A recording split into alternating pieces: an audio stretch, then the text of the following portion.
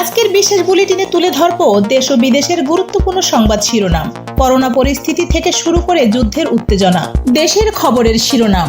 দেশব্যাপী আবারও বাড়ছে করোনা সংক্রমণ, নতুন ভ্যারিয়েন্ট KP.3 শনাক্ত।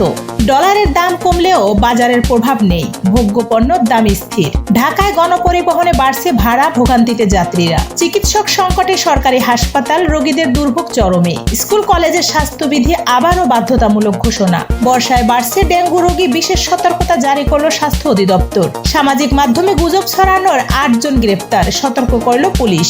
পায়রা তাপবিদ্যুৎ কেন্দ্র অচল অবস্থা, বিদ্যুৎ সংকটের আশঙ্কা। আন্তর্জাতিক খবরের শিরোনাম। তৃতীয় বিশ্বযুদ্ধ কি আসন্ন?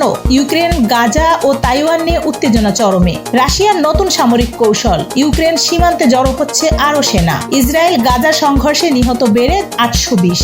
জাতিসংঘে জরুরি বৈঠক। চীন তাইওয়ান উত্তেজনায় মার্কিন জাহাজ দক্ষিণ চীন সাগরে, বেইজিং হুঁশিয়ারি দিল। যুক্তরাষ্ট্রের প্রেসিডেন্ট নির্বাচন ঘিরে রাজনৈতিক অস্থিরতা বাড়ছে। জাপানে শক্তিশালী টাইফুনে ক্ষতিগ্রস্ত 50,000 মানুষ। বিশ্ব অর্থনীতিতে মন্দার শঙ্কা, IMF এর নতুন পূর্বাভাস প্রকাশ। আন্তর্জাতিক জলবায়ু সম্মেলনে বাংলাদেশের দাবি, ক্ষতিপূরণ তহবিল বাস্তবায়ন জরুরি। অর্থনীতি। ডলারের দাম কমলেও বাজারের তেমন প্রভাব নেই।